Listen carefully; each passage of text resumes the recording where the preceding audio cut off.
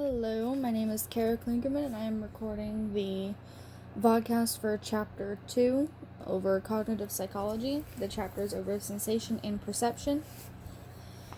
Sensation is how your body collects information from your environment and surroundings, and then perception is how you apply meaning to what information you collect.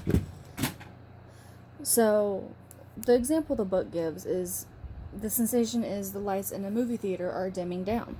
And then the perception is, you apply meaning to that, which means the movie's about to start, people are getting quiet, they're putting their phones away, that kind of stuff.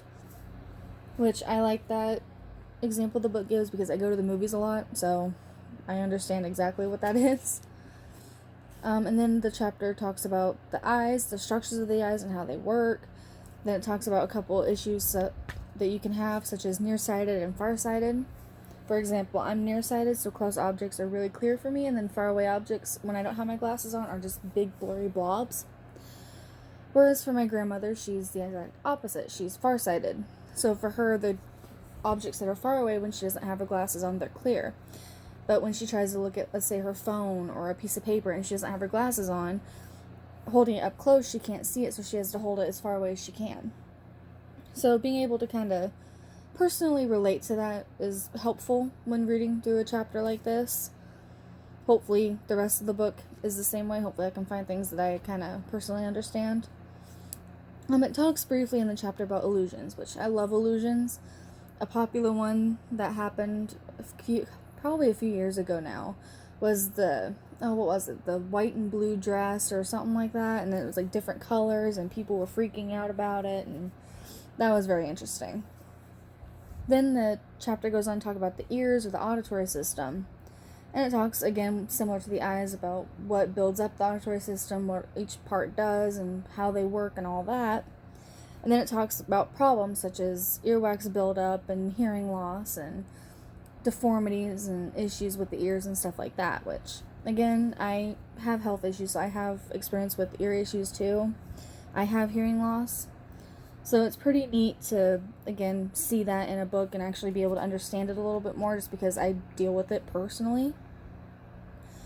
The next thing is touch, which haptics is knowing your body's position, and then it's mechanoreceptors, if I pronounce that correctly. It's identifying how, when, and what you've touched and the pressure of how you touched it, which I relate to that a little bit because of band, so that's pretty cool that I can kind of connect those two together. Playing an instrument, you have haptics, you know your body's position, you know where your hands are, you know what to do.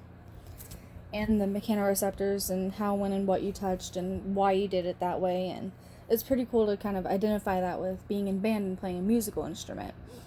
Because you're touching the different keys and you know what they all do and you know how to do it. And it's pretty cool to kind of connect those together. And then the last thing the book or the chapter talks about is touch, which for me, well, not touch, but taste, which it kind of touches on that a little bit, which it talks about the different things that you taste, such as sweet, sour, bitter, salty, and the last one is umami or something like that. I don't know how to pronounce that, I'm sorry. I should have checked that before I started this.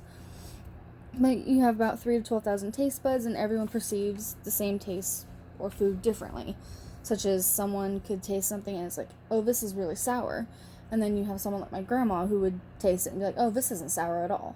Everyone's different. It's how our bodies are put together and just kind of the way everything works with us, the taste cells and everything else, the taste buds and all that.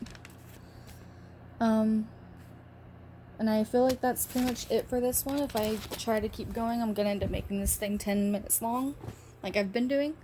So I'm going to stop it here, and hopefully the next chapter I find some more information I really like. But thank you for listening, and have a good rest of your day or night.